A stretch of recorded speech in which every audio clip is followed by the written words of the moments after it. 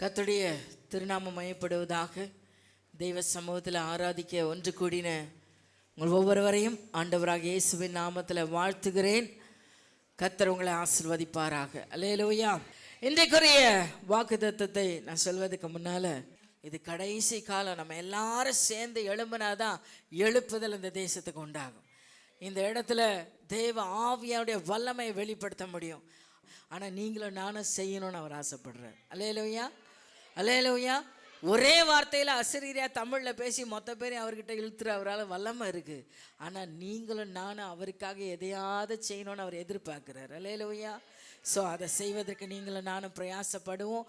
நம்மால் முடிந்ததை நாம் செய்யும் பொழுது முடியாததை கர்த்தர் செய்து முடிப்பார். அல்லேலூயா.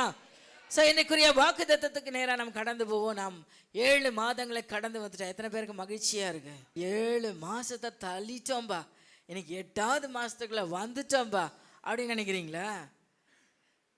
நானே 8வது மாதத்துக்குள்ள வந்துட்டேன் அப்படின்னு நினைக்கிறீங்களா? மகிழ்ச்சி தான் அடையணும். எத்தனையோ பேர் இந்த நாளை காண முடியல, ஆனால் நம்மை ஆண்டவர் காண வச்சிருக்கா. அது கொஞ்சம் சவுண்டு வைப்பா. லூக்கா 1ஆம் அதிகாரம் 30ஆம் வசனத்தை நம்ம எல்லாரும் எடுத்துக்கொள்வோம். இங்க கர்த்தர் மரியாளை பார்த்து சொன்னாரு, பயப்படாதே, நீ தேவனிடத்தில் கிருபையை பெற்றாய். மரியாளம்மா அந்த கிருபைக்காக ஒவ்வொரு நாளும் ஏங்கி ஏங்கி ஆண்டோடைய பாதத்தில் உட்கார்ந்துருந்தவங்க. அதனால தான் அவங்க உட்கார்ந்துருந்த வீட்டுக்குள்ளே போயிட்டு மரியாளை பார்த்து தேவதூதன் சொன்னார். இந்த தேவதூதன் யாருன்னா, மனுஷகுமாரனை போல சாயல் உள்ளவர் தான். தேவதூதர்களை பற்றி சொல்லும் போதெல்லாம் ஆவியானவரை பற்றி தான் சொல்லப்பட்டிருக்கு அப்படின்னு சொல்லப்படுது. அப்போது தூதர்களுக்கு காப்ரியேல் தூதன் சொன்னார், இல்லை மிக்காவேல் தூதன் சொன்னார்னு அவங்க பேர்கள் சொல்லப்படுது. வெறும் தூதன் வந்த இடத்துலலாம் மனுஷகுமாரனுடைய ஆவி தான் வந்துச்சு அப்படின்றது தான் வேதத்தில் அநேக இடங்களில் சொல்லப்பட்டிருக்கு. அல்லேலூயா. அப்படியா? இங்கே தேவதூதன் வந்து மரியாளை பார்த்து, கிருபை பெற்றவளே நீ வாழ்க, பெண்களுக்குள்ளே நீ ஆசீர்வதிக்கப்பட்டவள் அப்படின்னு சொல்லிட்டு அவர் சொல்கிறாரு, நீ பயப்படாத. ஏன்னா அவர் சொன்ன நியூஸ் அப்படிப்பட்டது. அல்லேலூயா. என்ன நியூஸ் சொன்னாரு? என்ன நியூஸ் சொன்னாரு? கீழே வாசிங்க. 31.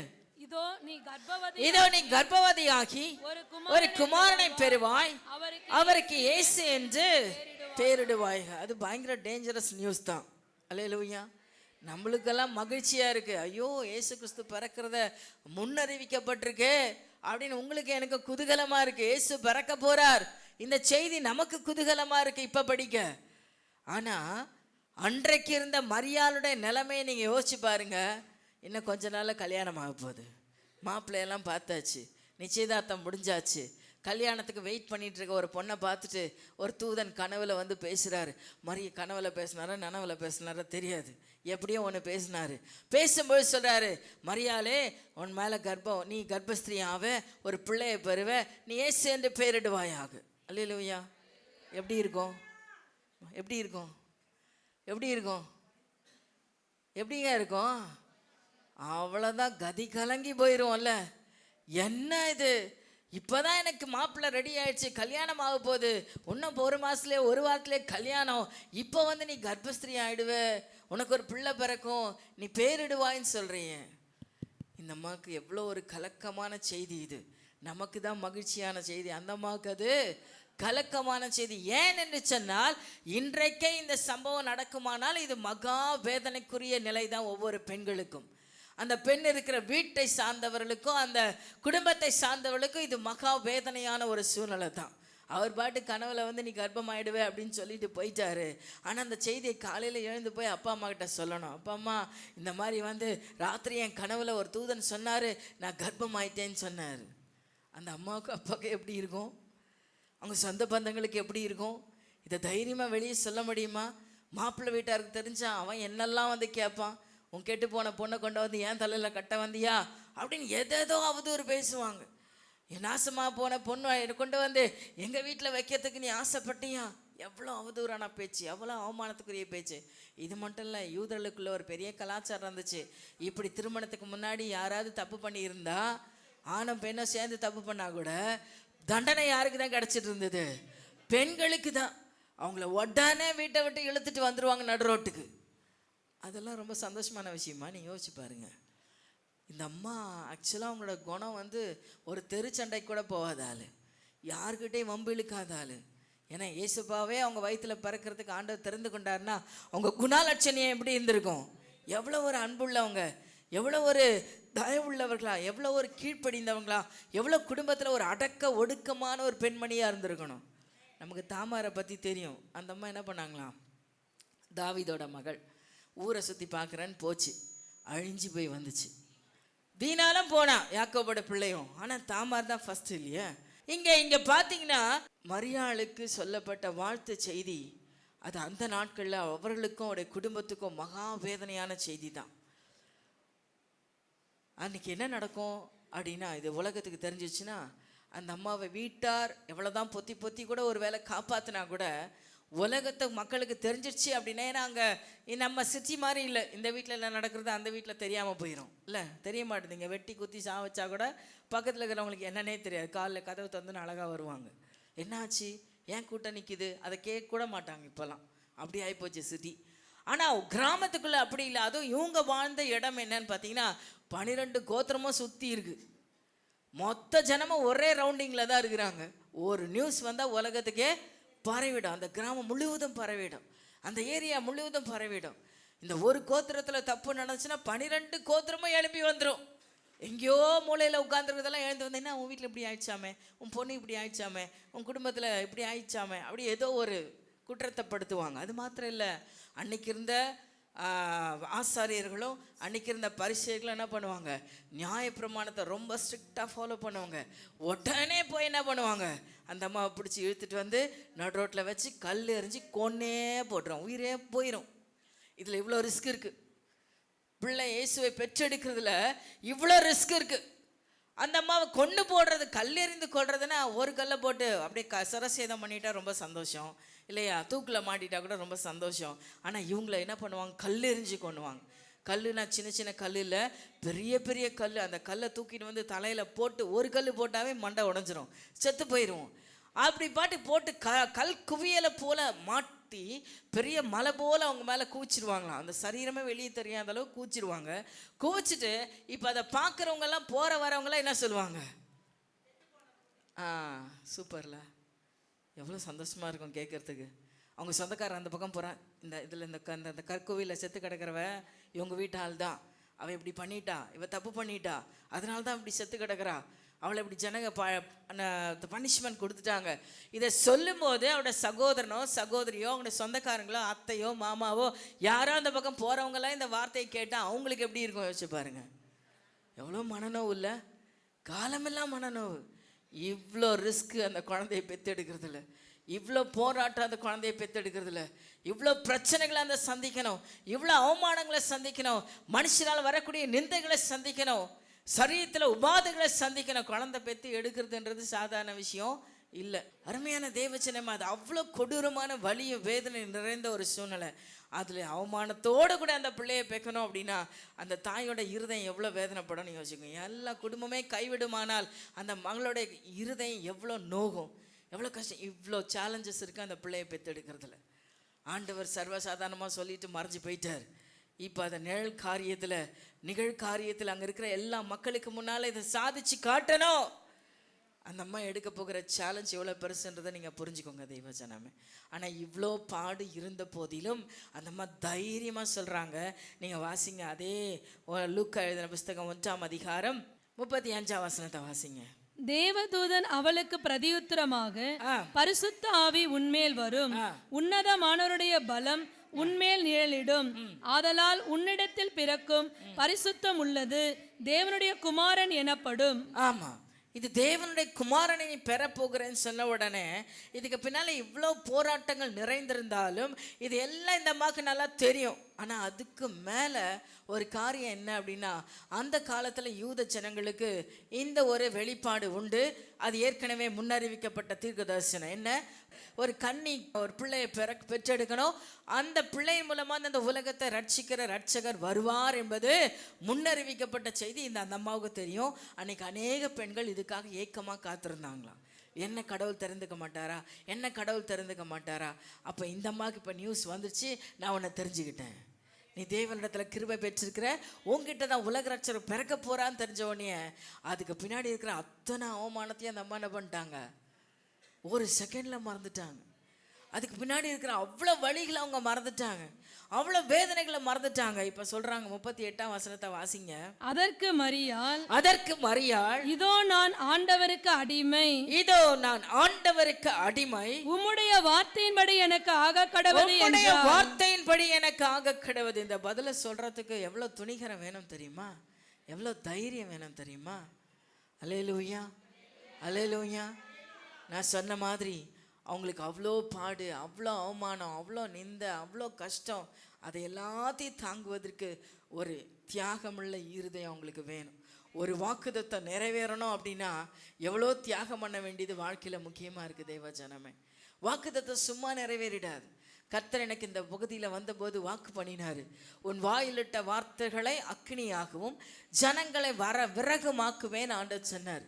இந்த வாக்குத்தத்தை ஆண்டவர் எனக்கு கொடுக்கும். ஒரு 3 நாள் ஃபாஸ்டிங் பேரில் பேசினார். ஆனால் அன்னைக்கு என் நிலைமை என்னென்னா, என் வீட்டுக்கார்ட்ட பேசுறதுக்கே நான் ரொம்ப யோசிப்பேன்.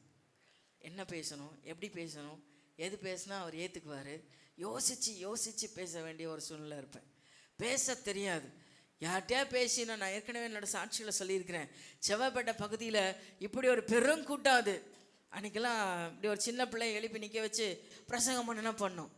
ஒரு பாட்டு ஆராதனை நடத்துனா அது நடத்தும், பாட்டு பாடும், பாட்டு நடத்தும், அசால்ட்டாக பண்ணும், ப்ரிப்பரேஷனே இருக்காது. அம்மா ஒரு பாட்டு பாடுனா எழுப்பி நின்று அழகாக பாட்டு பாடும், வசன வாசினா அப்படி வாசிக்கும். அந்த மாதிரி ஒரு சபையில் அப்போ பெரியவங்களாம் எப்படி இருப்பாங்கன்னு பார்த்துக்கோங்க. அந்த மாதிரி ஒரு சபையில் என்னை கொண்டு போய் பாஸ்டர் அம்மாவை விட்டுட்டாங்க. கல்யாணம் ஆகி 10வது மாதம் நான் அங்கே போகிறேன். போகும்போது எனக்கு அங்கே இந்த மாதிரி ஃபஸ்ட்டு வேத பாடம், 2வது வேத பாடம்லாம் அங்கே வாசிப்பாங்க. 8:30 மணிக்கு ஆராதனை ஆரம்பிச்சுன்னா 9:15 அதெல்லாம் முடிச்சிருவாங்க. அப்போ நான் டைம் பார்த்து வீட்டிலேருந்து கிளம்பும் போதே 9:15 மேலே தான் வீட்டிலேருந்தே கிளம்புவேன். ஏன்னா முன்னாடி போனால் எப்போவுமே ஃபாஸ்ட் நம்ம தானே முன்னாடி இருக்கணும். முன்னாடி இருந்தால் முதல் மூப்பரையை எழுதி கொண்டு வந்து யார் கையில் குத்துருவார்? பாஸ்டர் மாட்ட ஒன்று விசுவாசிங்கிட்ட ஒன்று கொடுப்பார். அப்போ இன்னத்துக்கு நமக்கு அந்த ஒம்பு, நம்ம போய் முன்னாடி நின்று மைக் பிடிக்கணும், பைபிள் வாசிக்கணும், பைபிளை கையில் வச்சுக்கணும். எவ்வளோ ரிஸ்க் அதில்? ரிஸ்க் இல்லையா? இன்றைக்கும் நமக்கு அநேகருக்கு அதுக்கு ரிஸ்காக தானே இருக்குது. முன்னாடி வந்து பைபிள் படிப்பா அப்படின்னா ஐயோயோ முடியவே முடியாது. ஆனால் அவங்க வந்து பயங்கர பிஇ முடிச்சிருப்பாங்க, ட்ரிபிள் டிகிரி கூட முடிச்சிருப்பாங்க. ஆனால் முன்னாடி வந்து ஒரு பைபிள் வாசிப்பா அப்படின்னு கூப்பிட்டு பாருங்க, அலறியாச்சின்னு ஓடும் இப்போ வெளியில். அல்லேலூயா. நானும் அப்படி தான் இருந்தேன். அந்த நிலையில தான் என் நிலைமை. நான் ஊழியக்கார வந்ததுக்கப்புறம் இருக்கிற நிலைமையை சொல்கிறேன். பைபிளே வாசிக்க தெரியாது, ஜபம் பண்ண தெரியாது, ஒரு பாட்டு பாட தெரியாது. மைக்கை பிடிக்கணுன்னா என் ஆயுசே போயிட்ட மாதிரி ஃபீல் பண்ணுவேன், உயிரே போயிட்ட மாதிரி ஃபீல் பண்ணுவேன். அவ்வளோ ஒரு பயம். அப்படிப்பட்ட ஒரு ஆளை இன்னைக்கு இப்படிப்பட்டவங்களாம் மாற்றி இருக்கிறார் ஆண்டவர். அப்படின்னா என் வாழ்க்கையில் நான் எவ்வளோ மாற்றங்களை பார்த்து வந்திருக்கணும். நீங்கள்லாம் அசால்ட்டாக மைக் பிடிச்சி பேசுகிறீங்க, ஒரு சிலர்லாம் ரொம்ப சந்தோஷமாக இருக்குது. ஆனால் இந்த மைக்கை பிடிச்சி பேசுறதுக்கே நான் அடி வாங்கிட்டு வந்தாள். இல்லையா சொல்லுங்கள்? இதே பின்னாடி இந்த செவத்துக்கு பின்னால் அடிப்பட்டுட்டு வந்தீங்க நின்றாள். எங்கள் ஐயா எனக்கு கொடுத்த ட்ரைனிங்லாம் கொஞ்சம் நச்சம் கிடையாது, மிலிட்ரி ட்ரைனிங் தான். அடி தான், உத தான். இதை செய்ய மாட்டேன், ஊழியத்துக்கு போக மாட்டேன், இதை செய்ய மாட்டேன்னு சொன்னால் அடுத்தது என்னென்னா நடக்கும்? அம்மா ப்ளீஸ் செய்யுமா அப்படிலாம் கிடையாது. ஐயோ கொஞ்சம் எப்படியாவது எனக்கு உதவி செய்ய, அதெல்லாம் இருக்காது. 2 போல தானா ஓடி வந்து நின்றுக்க, அழுதுகிட்டாது கண்ணை வீங்க வச்சுட்டாது வந்தீங்க நின்று இருக்கேன். அல்லேலூயா. நான் எனக்கு கொடுத்த ட்ரைனிங் அப்படி தான் இருக்கிறது. ஏன்னா அவ்வளோ கடின இருதயம். செய்யனா செய்ய மாட்டேன், பேசுனா பேச மாட்டேன், பண்ணனா பண்ண மாட்டேன், அவ்வளோ பயம். ஆனால் ஆண்டவர் என்னோட வாழ்க்கையை தலைகீழாக மாற்றி இருக்கிறார். அல்லேலூயா சொல்லுங்க, அல்லேலூயா சொல்லுங்க. நீங்களும் நினைப்பீங்க இதெல்லாம் பெரிய விஷயமா? எனக்கு இது பெரிய விஷயம். அல்லேலூயா. அவர் சொன்னார்னா அதை செய்வார். அதில் பாடுகள் இருக்கும், பிரச்சனைகள் இருக்கும், போராட்டங்கள் இருக்கும், கஷ்டங்களை நம்ம சகிக்க வேண்டியது இருக்கும். ஆனால் அந்த கஷ்டங்களை பாடுகளை ஈஸியாக நம்ம விட்டு கொடுத்து சகித்தோமானால் அவருடைய மகிமையை காண்பது நிச்சயம். தேவ ஜனம், உங்களுக்கானாலும் சரி, உங்கள் பிள்ளைகளுக்கானாலும் சரி, உங்கள் எதிர்காலத்தை குறித்து நீங்கள் கொண்டிருக்கிற எல்லாம் பயத்தையும் தூக்கி போடுங்க. அதனால தான் ஆண்டவர் மரியாதை பார்த்து சொன்ன வார்த்தை இன்றைக்கு நம்ம பார்த்து சொல்லிட்டு இருக்கார், பயப்படாத. நீ எதை நினைச்ச பயப்படாத. என்ன ஆயிடுமோ, என் குடும்பம் என்ன ஆயிடுமோ, என் பிள்ளைகளுடைய எதிர்காலம் என்ன ஆயிடுமோ, என் சூழ்நிலை எப்படி மாறுமோ, இதை பத்தி நீ பயப்படாத. நீ என்னிடத்துல கிருபை பெற்ற. இங்க இருக்கிற ஒவ்வொருத்தரும் அவரால் கிருபையை பெற்றிருக்கிறீங்க, அவருடைய கிருபையை பெற்றிருக்கிறீங்க. ஏற்ற காலம் வரை அவர் உயர்த்தி உங்களை ஆசீர்வதிப்பார். ஏற்ற காலம் வரை உங்களை மகிமைப்படுத்துவார். மரியாதை மகிமைப்படுத்தினாரா? அன்னைக்கு வேணா அந்த அம்மா அவமானப்பட்டிருக்கலாம். அன்னைக்கு அவங்க வாழ்ந்து சாகிற வரையிலும் கூட யாரும் அந்த அம்மாவை பெருசாக வாழ்த்தி இருக்க மாட்டாங்கன்னு நான் நினைக்கிறேன். நீங்கள் என்ன நினைக்கிறீங்க? யாராவது மரியாதை பார்த்து, ஓ இப்படி ஒரு இயேசு உலக ரட்சகரை நீ பெற்றுட்டான்னு அவங்க வாழ்ந்த வரையிலும், அவங்க சாகும்போது கூட யாராவது சொல்லியிருப்பாங்க? சொன்ன மாதிரி செய்தி இருக்கா பைபிளில் இருக்கா? ஸோ அவங்க சாகிற வரையிலுமே அந்த செய்தி அவங்க காதில் கேட்கவே இல்லை. ஆனால் ஒரு செய்தி அவங்க காதில் கேட்டுச்சு, உன் இருதயத்தை ஒரு பட்டயம் உருவி போகும். அதை அவங்க மனதில் வச்சுருந்தாங்களாம். அப்போ அந்த அளவுக்கு பாடு என் வாழ்க்கையில் இருக்கு என்பதை அவர்கள் உணர்ந்திருக்கிறாங்க. அவ்வளோ விஷயம் இருந்தாலும் ஆண்டவருக்கு நான் அடிமை, நீங்கள் சொல்லுங்க நான் செய்கிறேன் அப்படின்னு இறங்கிட்டாங்க. அல்லேலூயா. இன்னைக்கு யார் ஒருவை இப்படி உங்கள் இருதயத்தை, ஆண்டவரே நீங்கள் என்ன சொன்னாலும் நான் செய்ய ஆயத்தமாக இருக்கிறேன், நீங்கள் எவ்வளோ ரிஸ்க் எடுக்க சொன்னாலும் நான் ஆயத்தமாக இருக்கிறேன் அப்படின்னு அவர் கரத்தில் யார் ஒப்பு கொடுக்குறீங்களோ அவங்க தான் வாக்குத்தத்தத்தை நிறைவை பார்க்க முடியும். தேவச்சனமே, இதை செய்வதற்கு தியாக இருதயம் வேணும். வாக்குத்தத்தம் நிறைவேறினா பல தியாகங்களை நீங்கள் செய்து தான் ஆகணும். இவரை பார்த்து கூப்பிட்டார். இவரை ஆபிரகாமை பார்த்து கூப்பிட்டார். உன் இனத்தையும் உன் ஜனத்தையும் விட்டு வா. அது எவ்வளோ கடினமான விஷயம் இல்லை? வாக்குத்தத்தம் கிடைச்சிச்சு, நான் உன்னை கொண்டு போய் கானான் தேசத்துல பெரியவனாக்குவேன், உன்னை ஜாதியை பெரியவனாக்குவேன், மணலத்தனையை உன்னை பெருகச் செய்வேன். வாக்குத்தத்தத்தை யார் பேசுனதுன்னு கூட தெரியாம நம்பி வந்துட்டார். வந்த வழியெல்லாம் எவ்வளோ பாடு, எவ்வளோ கஷ்டம், எவ்வளோ நிந்த, எவ்வளோ போராட்டம். ஆனால் அத்தனையும் அவர் பொறுமையாக சகித்து வந்தபடியினால இல்லாத இடத்துல இருக்கிறவதா மாற்றி ஆண்டவர் எல்லா ஐஸ்வர்யத்தையும் அவர் கொடுத்தார். அவர் கேளாத எல்லா நன்மையும் அவர் கொடுத்தார். அல்லேலூயா. இதை பெற்றுக்கொள்ள எத்தனை வருஷம் ஆச்சு? எத்தனை வருஷங்க ஆச்சு? எவ்வளோ வருஷம் ஆச்சு? நான் ஒன்று சொல்கிறேன், பல ஆசீர்வாதங்கள் உடனே கிடைக்கும். ஒரு சில ஆசீர்வாதங்கள் ஆண்டு கொடுக்குற வாக்குத்தத்தங்கள் உடனே அப்போ நிறைவேறிடும். ஆனால் ஒரு சிலது லாங் டேர்ம். இது உங்கள் தலைமுறையில் கூட பார்க்கலாம், உங்கள் கண்மறைவுக்கு அப்புறம் கூட பார்க்கலாம், நீங்கள் இருக்கும் போதும் பார்க்கலாம், நீங்கள் போனதுக்கப்புறம் பார்க்கலாம். அல்லேலூயா. ஸோ இது லாங் டேர்ம் ஆசீர்வாதம். நீ என்னிடத்துல கிருபை பெற்றா என்பது ப்ரெசன்ட் ஆசீர்வாதம் கிடையாது. இன்னைக்கே இது நடந்துடும் என்பது கிடையாது. மரியாளுக்கு அதுதான் நடந்துச்சு. அவ்வளோ அவமான நிந்த பெற்றிருந்தாலும் ஒரே ஒருத்தர் போயிட்டு, எம்மா இப்பேற்பட்ட பிள்ளையை நீ பெற்றுட்டியேன்னு ஒருத்தர் அவங்கள வாழ்த்தவே இல்லை. அப்படிப்பட்ட நிலையில் அவங்க கடைசி வரலாம் ஒன்று நம்பி இருந்தாங்க. கர்த்தர் எனக்கு வாக்கு பண்ணினார். கர்த்தர் எனக்கு என்ன பண்ணினாரு? ஸ்திரீகளுக்குள்ளே நீ ஆசீர்வதிக்கப்பட்டவள். அவர் அன்னைக்கு சொல்லிட்டார், நிச்சயமா நான் ஆசீர்வாதமாக இருப்பேன். உண்மையாகவே இன்றைக்கு பார்த்தீங்கன்னா உலகத்தில் முக்கால்வாசி ஜனம் தேவ பிள்ளைகள், முக்கால்வாசி பேர் யாரை தெரியுமா உயர்த்திட்டு இருக்காங்க? அவங்க ஒன்றும் ஜீவனை கொடுக்கலையே. ஜீவனை கொடுத்தாங்க. யாருக்கு என்ன செஞ்சாங்க? இயேசுவை பாலூட்டி சீராட்டி வளர்த்து விட்டாங்க. அவ்வளோதான் அவங்க செஞ்ச வேலை. அதுக்கே அவ்வளோ கனம் அவங்களுக்கு. ஏன்னா கர்த்தர் நீ சொல்லிட்டார், ஆசீர்வதிக்க ஸ்திரீகளுக்குள்ளே நீ ஆசீர்வதிக்கப்பட்டவள் அப்படின்னு அன்னைக்கு சொன்ன ஆசீர்வாதம் இந்த பூமி இன்னைக்கு இல்லை, இந்த பூமி ஒழிகிறவரெலாம் இருக்க போகுது. இன்னையோட முடிச்சிட போதா என்ன? இந்த பூமி மறையிறவரெலாம் அவங்களுக்கு அந்த கனம் உண்டாயிட்டே இருக்க போகுதுங்க. அவங்க அன்னைக்கு பார்க்கல அந்த ஆசீர்வாதத்தை, அவங்க இருக்கும் போது கூட உணரலை. ஆனால் இன்னைக்கு வரல இந்த உலகம் அவங்க மறித்து 2025 வருஷம் ஆயிடுச்சு. இன்னும் 30,000 வருஷம் ஆனால் கூட அது என்ன பண்ண போகிறதில்ல, மறைய போகிறதே இல்லை. வானமும் பூமியும் ஒளிந்து போக என் வார்த்தைகள் ஒளிந்து போவதில்லை என்று சொன்ன வார்த்தையின்படி இந்த பூமி என்னைக்கு அழிஞ்சு ஒன்றும் இல்லாமல் போக போதோ அன்னைக்கு தான் இந்த வார்த்தை இல்லாமல் போக போகுது. அல்லேலூயா சொல்லுங்க, அல்லேலூயா சொல்லுங்க.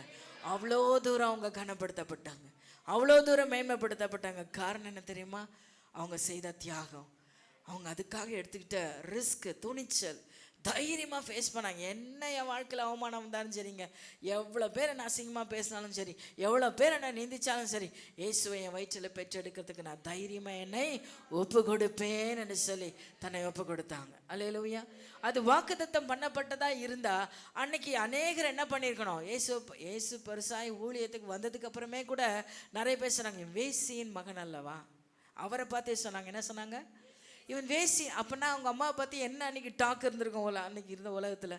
நீங்கள் யோசிச்சு பாருங்கள், என்ன மக்கள் பேசியிருப்பாங்க. அவங்க போன இடத்துல, வந்த இடத்துல, உட்கார்ந்த இடத்துல, போன ஃபங்க்ஷனில், காணா ஒரு கல்யாணத்துக்கு அப்புறம் தான் கொஞ்சமாவது அவங்கள மதிச்சிருப்பாங்கன்னு நான் நினைக்கிறேன்.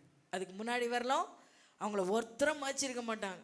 நீ தப்பானவ உலகமே அவங்கள கை நீட்டி பேசியிருக்கோம்.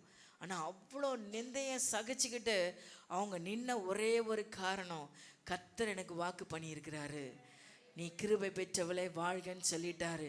ஸ்திரீகளுக்குள்ளே நீ ஆசீர்வதிக்கப்பட்டவன் சொல்லிட்டாரு. எனக்குள்ள பிறக்க போறது இயேசு, இந்த உலகத்தை ரட்சிக்கிற மகாராஜா எனக்குள்ள பிறக்க போகிறார். இந்த ஒரு நிச்சயத்துக்காக அவங்க எல்லா அவமானத்தையும் சகிச்சுக்கிட்டாங்க, எல்லாம் தியாகம் பண்ணினாங்க. அவங்க எந்த வித காரியத்திலையும் அவங்க எல்லாவற்றுக்கும் தன்னை அர்ப்பணித்து கொண்டாங்க. அல்லேலூயா சொல்லுங்களேன். அருமையான தேவஜனமே, அது மாத்திரமல்ல, இங்க வேதம் சொல்லுத நீங்க லூக்கா 1ஆம் அதிகாரம் 48ஆம் வசனத்தை வாசிங்க. அவர் தம்முடைய அடிமையின் தாழ்மையை நோக்கி பார்த்தார். இதோ இது முதல் எல்லா சந்ததிகளும் என்னை பாக்கியவதி என்பார்கள். அடிமையின் தாழ்மையை நோக்கி பார்த்தாப்பா, அந்த அம்மாவுடைய இவ்வளோ பெரிய பாக்கிய நிலைக்கு வர்றதுக்கு முதல் காரணம் தாழ்மை. அவங்களுக்குள்ள இருந்த அன்னைக்கு இருந்த எல்லா ஸ்திரீகளுக்குள்ளேயும் அந்த அம்மாவை தெரிந்து கொண்டதுக்கு முதல் காரணம் அவங்களுக்குள்ள இருந்த தாழ்மை நிலை. அது ஒருவேளை பொருளாதாரமா என்னன்னு தெரில, எனக்கு தெரிஞ்சு அவங்களோட குணமா இருக்கலாம். அல்லேலூயா. தாழ்மை உள்ளவனை தேவன் உயர்த்துகிறான் வேதம் இருக்கு இல்லையா? தாழ்மை உள்ளவனை தேவன் உயர்த்துகிறான். நீங்க நீதிமொழி 3:34 வாசித்தீங்கன்னா, தாழ்மை உள்ளவளுக்கு தேவன் கிருபை அளிக்கிறார் அப்படின்னு சொல்லப்பட்டிருக்கு. நீதிமொழிகள் 22:4 சொல்லியிருக்கு, தாழ்மைக்கும் கர்த்தருக்கு பயப்படுதலுக்கும் வரும் பலன் ஐஸ்வர்யம். நீங்க நிறைய பேருக்கு இந்த ஐஸ்வர்யத்துல தான் பிரச்சனை இருக்கு, பண தேவையில தான் ரொம்ப வேதனை. உண்மையாவே ஒரு பண தேவை வரும்போது நாம் எதையுமே என்ன பண்றதில்ல, நம்ம எல்லாமே ஃபாஸ்ட்டு தான். இன்னைக்கு எல்லாமே ஃபாஸ்ட் ஃபுட், ஃபாஸ்ட் எல்லாமே ஃபாஸ்ட்டு தான். நிற்க நேரெல்லாம் உட்கார நேரெல்லாம் செய்ய வேலையும் இல்லைன்ற மாதிரி தான் ஓடிட்டு இருக்கும். அப்போ இன்னைக்கு அருமையான தேவச்சனமே, இந்த ஃபாஸ்ட் உலகத்தில் இந்த அம்மா தன்னுடைய தாழ்மையை தரித்து கொண்டவர்களாக இருந்தாங்க. இன்னைக்கு எல்லாம் இருந்தோம், நமக்கு நிறைய மனவேதனை. என்னன்னா, இங்கே நமக்கு மெஜாரிட்டி பொருளாதாரத்தில் பெரிய வீழ்ச்சி. நான் இன்னைக்கு ஒரு ரகசியத்தை உங்களுக்கு கற்றுக் கொடுக்குறேன். இங்கே வசனம் சொல்லுது, ஐஸ்வர்யமும் மகிமையும் ஜீவனுமாம். ஜீவனும் கிருபையினால தான் வரும். நீ ஓடி ஓடி சம்பாதிக்கிறதுனால வர போகிறது இல்லை. நீ எவ்வளோ பிரயாசப்பட்டு சேர்த்து வச்சாலும் அது சேர்த்து வச்சுக்க. நான் சொல்கிறேன், பணம் இருக்குது நம்மளை காப்பாற்றிடும் அப்படின்னு நினச்சிடாதீங்க. அதை கரைக்கிறதுக்கு ஒரு செகண்ட் போதும். அவருக்கு பேங்க்கில் எத்தனை அக்கௌண்ட் இருந்தாலும் அத்தனை அக்கௌண்ட்டையும் ஒரே நாளில் க்ளோஸ் பண்ண வச்சிருவார். அவருடைய கிருபை இல்லைன்னா ஒன்றுமே நம்மளை தாங்க முடியாது. அவருடைய கிருபை இல்லைன்னா நம்மளை ஒன்றுமே தாங்க முடியாதுங்க. நீங்கள் எத்தனையோ பேருடைய சாட்சிகளை நான் சொல்ல முடியும். அவர் கிருபை மட்டும்தான் நம்மளை தாங்கும். அது மட்டும்தான் நம்மளை கொஞ்சம் சம்பாதிச்சாலும் திருப்தியாக வாழ வைக்கும். 5000 பேரை போஷிக்கிறதுக்கு ஆண்டவர் 10 கூட நிறைய ஆகாரத்தை கொண்டு வரல. எவ்வளோ தான் கொண்டு வந்தார்? 5 அப்பம் 2 மீன். நேற்று அதை குறித்து தான் லீடர்ஸ் மீட்டிங்கில் ஆராய்ச்சி பண்ணோம், அதை பேசணும். எனக்கு ரொம்ப ஆச்சரியமாக இருந்தது என்ன விஷயம்னா, இப்போது திடீர்னு ஒரு அற்புதம் நடந்துச்சு அப்படின்னா, கடலோரத்தில் இப்போ திடீர்னு என்ன பண்ணுது, திரளாக மீன் வருது. இப்போ 5000 பேரை போஷிக்கணும் அப்படின்னா, திடீர்னு மலை பக்கத்தில் 5000 மீனை காற்றுல அடித்து கொண்டு வந்து காடையை போட்டார்ல, இஸ்ரவேல் ஜனங்களுக்கு போட்டாரா? காடையை கேட்டவுடனே அவங்க காடையை போட்டார். அது போல் இங்கே பசி ஆறணும்னா உடனே அவர் என்ன பண்ணியிருக்கலாம், மீனை காற்றுல அடிச்சுட்டு வந்து. இது கூட நடந்துச்சு தெரியுமா? மலையில் மீன் மழை பெஞ்சிச்சு, மீனாக கொட்டுச்சு வானத்துலேருந்து. அதுக்கு எத்தனையோ விளக்கங்களை சொன்னாங்க. அப்படி ஒரு காரியத்தை தேவனால் செய்ய முடியுமா முடியாதா? ஆனால் அங்கே நடந்த காரியம் என்னன்னா, அப்பமும் மீனும் எங்களுக்கு கொடுத்தாங்களா, எங்களுக்கு என்ன தெரியும்ன்றீங்களா? என்ன சாப்பிட்டாங்க? என்ன ஐயா சாப்பிட்டாங்க? அப்பமும். எத்தனை பேக்கரி வச்சு, எத்தனை ஃப்ரை மிஷின் வச்சு 5000 பேருக்கு வரிச்சா அந்த செகண்டில் கிடைக்கும். நீங்கள் யோசிச்சு பாருங்க. நம்ம தேவனுடைய அற்புதத்தை அளவிடவே முடியாது. அல்லேலூயா. அந்த ஸ்பாட்ல கேட்குறாரு ஆண்டவர், என்னப்பா வச்சிருக்கீங்க, எடுத்துட்டு வாங்க. அவங்க சொல்கிறான், என்கிட்ட ஒன்றுமே இல்லை. சரி, என்னதான் வச்சுருக்கீங்க, எடுத்துட்டு வாங்க. 5 அப்பமும் 2 மீன் தான் இருக்கு. 5 அப்பம் 2 மீன் தான் இருக்கா, கொண்டு வா. அதை கொண்டு வந்த உடனே அவர் அதை என்ன பண்ணாரு, ஆசீர்வதிச்சான்னு வேதம் இருக்கு. 5 அப்பம் 2 மீன் அவர் ஆசீர்வதிச்ச உடனே அந்த மீனெல்லாம் பச்சை மீனா இல்லை, வறுத்த மீனா மாறிடுச்சு. அந்த 5 அப்பத்தையும் 25 லட்சம் மக்களை திருப்தியா சாப்பிட்டு மீனை வேற எடுக்கிறாங்க.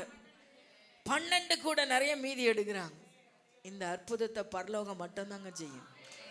எந்த மனுஷனால முடியாது, எந்த உலகத்தானால முடியாது. தேவனை நம்பி இருந்தீங்கன்னா அவருடைய கிருபை இதை செய்யும். அல்லேலூயா. உங்ககிட்ட இருக்கிற கொஞ்சத்தை வத்தி அதை பெருக செய்ய அவர்கள் என்ன பண்ணுவனோ ஏது பண்ணுவனோ. இன்னைக்கு வாக்குத்தத்தம் பெற்றுக்கொள்கிறோம். ஆனால் அந்த வாக்குத்தத்தம் நிறைவேறும் போது எத்தனையோ பாடுகளை நம்ம எதிர்கொள்ள வேண்டியதா இருக்கு. ஸோ ஒரு நாளும் இந்த மரியாளை போல நீங்கள் துணிந்து தியாக இருதயத்தோட அர்ப்பணத்தோட நீங்கள் நிற்கிற எந்த இடத்துலும் அவருடைய மகிமை உங்களை கைவிடவே கிடையாது. அவருடைய கிருபை உங்களை கைவிடவே கைவிடாது தெய்வ ஜனமே. ஸோ ஒரு வாக்குத்தத்தை சுதந்திரிக்கணும். ஆண்டவர் சொல்கிறேன், நான் உன்னை ஆசீர்வதிக்கிறேன் வாப்பா. நிறைய பேருக்கு சொல்கிறாரு, நான் உன்னை இந்த வாக்குத்தத்தை கொடுக்குறேன், நான் உன்னை ஆசீர்வதிக்கிறேன் வா அப்படின்னு சொல்கிறார். ஆனால் அவங்க நிலைமை என்ன தெரியுமா? காலையில் எழும்பி வெளியே போவாங்க. போனாக்கா பயங்கர பனி பெய்யுது ஆண்டவரே, இந்த பனியில் என்னால் வெளியே போக முடியாது. ஆண்டவர் சொல்லிட்டா, நீ வெளியே வந்தால் உன்னை ஆசீர்வதிச்சிடுறேன். வெளியே வந்த உடனே பார்ப்பாங்க, பனி ரொம்ப பெய்யுது, தாங்க முடியல, காதெல்லாம் ஜில்லுன்னு போகுது. சரி போ, கொஞ்சம் வெயில் காஞ்சப்புறம் வா. அதே போல் உள்ளே போயிட வேண்டியது. திரும்பியும் 11 மணிக்கு வெளியே வா. வெளியே வந்து வா, கொஞ்சம் தூரம் வா, நான் உன்னை ஆசீர்வச்சிடுறேன். அங்கே வந்தவொடனே என்ன வரும்? இப்போ செம வெயில். ஐயோ 11 வெயில், இப்போ இருக்கிற வெயிலெலாம் தாங்கவே முடியல. ஐயோ ரொம்ப வெயில் காயுது ஆண்டவரே, கை காலெலாம் சுடுது ஆண்டவரே, கொதிக்குது ஆண்டவரே, உடம்பெல்லாம் ஹீட் ஆகிடுச்சு ஆண்டவரே, நான் கொஞ்சம் தாழ்ந்து வரனே. சரி போ, திரும்ப வா, சாயங்காலம் வா. திடீர்னு மழை வந்துச்சு சாயங்காலம். வெளியில் வந்தவொடனே பார்த்தவொடனே என்ன இருக்குது? இப்போ என்ன இருக்குது? மழை இருக்குது. இப்போ ஆண்டவர்கிட்ட சொல்ல, ஆண்டவரே மழை பெய்யுது, நான் என்ன பண்ண முடியும்? இப்போ ஆண்டவரை என்ன பண்ண முடியும்? இப்படியே சொல்லிக்கிட்டு இருந்தா ஆண்டவரை என்ன பண்ண முடியும்?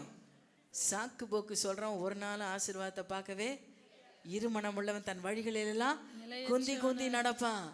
சாக்கு போக்கு தேவனுக்கு தேவையே கிடையாது. ஏன் ஜோமான வரல? இந்த சாக்கு. ஏன் ஆராதனைக்கு வரல? இந்த சாக்கு. ஏன் நைட் ப்ரேயருக்கு வரல? இந்த சாக்கு. ஏன் வாலிப கூட்டத்துக்கு வரல? இந்த சாக்கு. ஏன் உங்கள் பிள்ளைங்களை சண்டே கிளாஸ்க்கு அனுப்பல? அதுக்கு ஒரு சாக்கு. எல்லா சாக்கு போக்கையும் யார் கேட்பாங்க? கர்த்தர் கேட்பாரா? நான் கேட்பேன். இங்கே இருக்கிற பாஸ்டருங்க கேட்பாங்க, ஊழியக்காரங்க கேட்பாங்க. ஐயோ சகோதரிக்கு இந்த கஷ்டமா? இடுப்பு வலியா சிஸ்டர்? சேச்சு பரவாயில்ல. கால் வலியா சிஸ்டர்? ஓகே பரவாயில்ல. ஓ வீட்டில் விருந்தாளிங்க வந்துட்டாங்களா? சே ஓகே. யார் சொல்லுவா? நான் சொல்வேன். ஆண்டவர் என்ன சொல்லுவார்? ஓஹோ உனக்கு விருந்தாளி வந்துட்டாங்களா?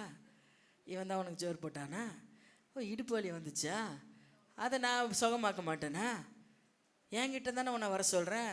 போய் மருத்துவமனையில் உட்காந்துருக்க சொன்னேன். அங்கே போய் மணிக்கணக்காக 4 மணி நேரம் டாக்டரை பார்க்கறதுக்கு என்ன பண்ணுவோம்? காத்திருப்போம். அங்கே வலிக்கவே வலிக்காது. இங்கே சர்ச்சில் வந்து 1 மணி நேரம் உட்காரணுன்னா இடுப்பு வலிக்கும், கால் வலிக்கும், கை வலிக்கும், எங்கெல்லாம் இருக்குதோ அங்கெல்லாம் வலிக்கும், எல்லா இடமும் வலிக்கும். நம்ம சொல்கிற சாக்கு போக்குகள் எவ்வளவு தேவனுக்கு பிரியமாக இருக்கும் நீங்கள் யோசித்து பார்த்துக்கோங்க. இப்படியெல்லாம் சாக்கு போக்கு மரியாள் சொல்லியிருந்தா, ஐயோ என் ஜனங்கள்லாம் என்னை அவமானப்படுத்துவாங்க, என் பெற்றவங்க என்னை துரத்திடுவாங்க, என் புருஷன் என்னை தூக்கி எறிஞ்சிடுவான், நான் எவ்வளோ அவமானப்படணும்? முடியாது, நான் வரமாட்டேன் ஆண்டவரேன்னு சொல்லியிருந்தா இன்னைக்கு இந்த மகிமை கிடைச்சிருக்குமாங்க? அல்லேலூயா. அவள் எல்லா வேதனைகளையும் சகிச்சுக்கிட்டு தான் இதெல்லாம் ஏற்றுக்கொண்டாங்க. தனக்கு வரக்கூடிய எல்லா அசிங்கம், அவமானம், சரீர உபாதைகள், கஷ்டம், அந்த பிள்ளை நிறமாச கர்ப்பிணியாக இருக்கும்போது ராஜா சொத்தினான். அது கூட எவ்வளோ சோதனை பாருங்க. நிறமாசமாக கர்ப்பிணியாக இருக்கிறவங்களுக்கு 4 அடி எடுத்து நடந்து பாருங்க. நமக்கெல்லாம் இப்போ காரில் போகிறது கூட எவ்வளோ கஷ்டமாக இருக்குது. நிறமாச கர்ப்பிணியாக இருக்கிறவங்களுக்கு அது எவ்வளோ வேதனை தெரியுமா? ட்ராவல் பண்ணுறதே கஷ்டம். அந்த நேரம் இந்த அம்மாவுக்கு என்ன சொல்லிட்டாங்க? குடிமதிப்பு எழுதணும், நீ போ, கழுத மேலே ஏறி கழுத மேலே உட்காந்து போகிற சவாரி சாதாரணமான விஷயமா? நீங்கள் யோசிச்சு பாருங்கள். கல்லுலேயும் முருளையும் பள்ளத்துலேயும் மேட்லேயும் அவங்க ஏறணும். எவ்வளோ வேதனை, எவ்வளோ உபாதை. ஆனால் அதெல்லாம் அவங்க பொறுமையாக சகிச்சுக்கிட்டாங்க. பெக்க போனோம். நமக்கெல்லாம் ஏசி ரூம் போட்டு நல்லா ஃபேன் போட்டு 4 பேர் பக்கத்தில் உட்காந்து டெலிவரி பார்க்கும் போதே ஊரையே கூட்டி ஒப்பாரி வச்சு அமங்கலம் பண்ணுறோம் இல்லை? ஆனால் அந்த அம்மாவுக்கு டெலிவரி எங்கே நடந்துச்சு? மாட்டு கொட்டைகளை நாத்தம் பிடிச்ச இடத்துல. ஒரு சுகாதாரம் இல்லை, ஒரு சுகம் இல்லை, ஒரு ஆறுதலுக்கு கூட யாருமே இல்லை. புருஷன் மட்டும்தாங்கிறாரு. அவர் என்ன பண்ணுவார்? அவருக்கு ஒன்றுமே தெரியாது. எப்படி அந்த டெலிவரி நடந்திருக்கோனே எனக்கு கற்பனை பண்ணக்கூட முடியல. அந்த நிலையில் அந்த அம்மா அந்த சூழ்நிலைகளை சகித்து கொண்டாங்க பாருங்க. அந்த நிலைமைகளை ஏற்றுக்கொண்டாங்க. இன்னைக்கு நமக்கு ஆண்டவருக்காக ஒரு காரியம் செய்யணும்னா என்னென்ன காரியம் நம்ம சொல்கிறோம்? கொஞ்சம் யோசிச்சு பாருங்க. அது எப்படி முடியுது? அப்போ எதை நீங்கள் அசட்டப் பண்ணுறீங்க? எதை மேன்மைப்படுத்துறீங்க? மரியாள் எதை மேன்மைப்படுத்தினார்? அதனால் கர்த்தர் அவங்கள மேன்மைப்படுத்தினார். அல்லேலூயா. கர்த்தர் அவங்க மேன்மைப்படுத்தினாங்க, அதனால கர்த்தர் அவங்கள மேன்மைப்படுத்தினார். இன்னைக்கு நீங்க எதை மேன்மைப்படுத்துறீங்களோ அதுதான் உங்களை மேன்மைப்படுத்தும். உலகத்துக்காக ஆசைப்பட்டு உலகத்தை மேன்மைப்படுத்திட்டு இருந்தா உலகம் தான் உங்களை மேன்மைப்படுத்தும். உலகம் உங்களை மேன்மைப்படுத்துமா? சொல்லுங்க. கஷ்டப்பட்டு கண்ணீர் வடித்து ஓடி ஓடி உழைச்சி சம்பாதிச்சு பிள்ளைங்களை காப்பாற்றி விட்டு மேலே வந்தவொடனே அது என்ன சொல்லுது? என்னத்தை பெருசாக கிழிச்சிட்ட, எல்லாரும் செய்யாத நீ செஞ்சிட்டியா? ஒரே வார்த்தையில் நீங்கள் பட்ட 30-40 வருஷம் வாழைய கஷ்டத்தை ஒரே வார்த்தையில் முடிச்சிடுவாங்க அவங்க. அல்லேலூயா. நாமளும் அதை செஞ்சுருந்தானே. நீங்கள் கேட்டிங்களா இல்லையா? உங்கள் அம்மாவை உங்கள் அப்பாவை கேட்டிங்களா? என்னத்தை பெருசாக செஞ்சுட்ட, எல்லாரும் செஞ்சுதான். மாடு கொடுத்தா ஆடு கொடுத்தா என்ன பண்ணுது? பெத்து அது குட்டியை வளர்க்குது. அப்படி தான் நீயும் வளர்த்து போட்ட. சொல்கிறீங்களா? இன்னைக்கு உலகம் அப்படி தானே இருக்குது, பிள்ளைகள் அப்படி தானே இருக்காங்க. நிறைய பெற்றோர் செய்கிற தவறு என்னென்னா, நான் படுற கஷ்டத்தை என் பிள்ளைங்க என்ன பண்ணக்கூடாது, தெரிஞ்சிக்கவே கூடாது. நாசமாக போயிடும் உன் பிள்ளை. நீ என்ன கஷ்டப்படுறன்றத உன் பிள்ளைங்களுக்கு என்ன பண்ணணும்?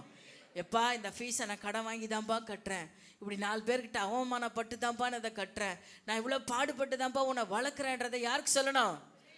பிள்ளைங்களுக்கு கஷ்டம் தெரியக்கூடாது. கஷ்டம் தெரியக்கூடாதுன்னு தூக்கி விட்டீங்கன்னு வச்சுக்கோங்க, அதுக்கு கஷ்டமே தெரியாது. பின்னாடி நீங்கள் கஷ்டப்பட்டதை அதை உணரவும் உணராது. நீ என்ன கஷ்டப்பட்டன்னு உங்களை கேள்வி கேட்க தான் செய்யும். அல்லேலூயா. ஸோ ஒவ்வொரு நாளும் என்ன பண்ணணும்? பெற்றோர் சொல்லிக் கொடுக்கணும். எப்பா அப்பா அப்படி கஷ்டப்படுறேன், அம்மா அப்படி கஷ்டப்படுறாங்க, ஒவ்வொரு நாளும் உனக்கு சோறாக்கி போடுறதுக்கு எவ்வளோ வலி வேதனையோட அந்த அம்மா அந்த ஆகாரத்தை கொடுக்குறாங்க. சொல்கிறீங்களா? சொல்கிறீங்களா? சொல்லுங்க. இது நாள் வரலாம் சொல்லலாம், பரவாயில்ல. இப்போ உட்கார வச்சு உங்கள் பிள்ளைங்களுக்கு புரியுதோ புரியலையோ உட்கார வச்சு என்ன பண்ணுங்க? சொல்லுங்க. சொன்னீங்கன்னா நீங்கள் பிழைச்சிங்க. இல்லைன்னா உங்கள் நிலைமை ஆசிரமம் தான், இல்லை நடுரோடான்னு கூட தெரியாது எனக்கு. ஒரு சில பிள்ளைங்க பரிதாபப்பட்டு ஆசிரமத்துலேயாவது விடுது. நிறைய ஆசிரமத்தில் இருக்கிற பாட்டிமாரோட செய்தியெல்லாம் கேட்கும்போது என்னை கொண்டு வந்து என் பிள்ளை பஸ் ஸ்டாம்பில் விட்டான், கொண்டு வந்து பார்க்கில் உட்கார வச்சுட்டு போயிட்டான், இப்போ வந்துடுவான், இப்போ வந்துடுவான்னு 10 வருஷமாக சொல்லி நிற்குது. அல்லேலூயா. அந்த நிலைமை உங்களுக்கு எனக்கு வரக்கூடாது. அல்லேலூயா. அல்லேலூயா. கர்த்தரும் தான் செய்த ஒவ்வொரு காரியங்களையும் அவர் சொல்கிறார், நான் எதையுமே உங்களுக்கு மறைக்கல, நான் எதுக்காக வந்தனோ அது எல்லாத்தையும் உங்களுக்கு சொல்லிட்டேன். சொன்னாரா இல்லையா? எல்லாத்தையும் நமக்கு மறைபொருளாக வைக்காம சொல்லிட்டு போயிட்டார். அதனால தான் அவருடைய பாடையும் கஷ்டத்தை நம்மளால உணர்ந்து கொள்ள முடியுது. இன்னைக்கு அது போல சொல்லுங்க. உங்கள் குடும்பத்தில் இருக்கிற மனைவிக்கு உங்கள் கஷ்டத்தை சொல்லுங்கள். மனைவி மாற உங்கள் கஷ்டத்தை கடவுன்ட்ட சொல்லுங்கள். எங்க கேட்குறாங்கன்றீங்களா? கேட்குறாங்களா இல்லையா? காதில் போட்டு வைங்க. என்னைக்காவது வேலை செய்யும் அது. அல்லேலூயா. என்னைக்காவது அது என்ன பண்ணோம்? ஒரு நாள் அதை யோசிக்க வைக்கும். பிள்ளைகள் படுகிற கஷ்டத்தை பெற்றோர்கிட்ட சொல்லுங்க, பெற்றோருடைய கஷ்டத்தை பிள்ளைகளிடத்துல சொல்லுங்க. குடும்பத்தில் ஒருவருக்கு ஒருவர் பாரத்தை ஒருவர் சுமக்க கற்றுக்கொள்ளுங்க. வேதம் நமக்கு கற்றுக் கொடுத்தது தான். ஒருத்தர் பாரத்தை ஒருத்தர் சுமக்கணும், ஒருத்தர் கஷ்டப்படணும், ஒருத்தர் சுகமா வாழணுன்றது வேத சட்டம். அது உலகம் அவன் ரத்தத்தை உறிஞ்சி வாழ்ந்துகிட்டு இருக்கும் இல்லையா? மற்றவங்க ரத்தத்தை உறிஞ்சி வாழ்ந்துகிட்டு இருக்கும், அது சாபம். ஸோ இன்னைக்கு பிள்ளைகள் ஆனாலும் சரி, கணவன் ஆனாலும் சரி, மனைவி ஆனாலும் சரி, ஒருவர் பாரத்தை ஒருவர் புரிந்து கொள்ளுங்க. புரிந்து ஒருவர் சுமந்து கொள்ளுங்க. சுமந்தீங்கன்னா நீங்கள் ஆசீர்வாதமாக இருப்பீங்க. ஆண்டவர் அதை செய்தார். தேவச்சனம் இந்த மரியாளோட வாழ்க்கையில் இந்த காரியங்கள் தான் அவளுடைய வாழ்க்கையில் மேன்மை கொடுத்தது. அவள் பெற்ற கிருபையை நிறைவாக அவருடைய ஆசீர்வாதங்களை காண செய்தது. கிருபை பெறது ரொம்ப ஈஸி, அந்த கிருபைக்காக பிரயாசப்பட வேண்டியது அதிகமாக இருக்குது. தியாக மனசு வேணும், துணிச்சலாக செயல்படணும், அர்ப்பணம் வேணும், தாழ்மை வேணும். அந்த விசுவாசத்தில் ஆண்டவர் எனக்காக நிச்சயமாக இதை செய்வார் அப்படின்ற விசுவாசத்துலையும் அந்த அம்மா உறுதியாக இருந்தாங்க. அல்லேலூயா சொல்லுங்களேன். ஆண்டவர் இதை செய்வார்ன்ற விசுவாசம், எனக்கு கொடுத்த வாக்குத்தத்தத்தை அவர் நிறைவேற்றுவார் என்பதில் அந்த விசுவாசத்தில் உறுதியாக இருந்தாங்க. நம்ம அப்படியே எழும்பி நிற்கலாமா? பயத்தோட பக்தியோட தேவனுக்கு முன்னால நம்ம அர்ப்பணிக்கலாமா? அல்லேலூயா. நன்றி அப்பா. கர்த்தர் நம்ம ஒவ்வொருவரையும் பார்த்துட்டே இருக்கிறார். வேதம் சொல்லுது, கர்த்தருடைய கிருபைய பெற்ற ஜனங்க மீது கர்த்தருடைய கண்கள் நோக்கமா இருக்கும். அவருடைய கிருபை பெற்ற உங்க மேல அவருடைய கண்கள் நோக்கமா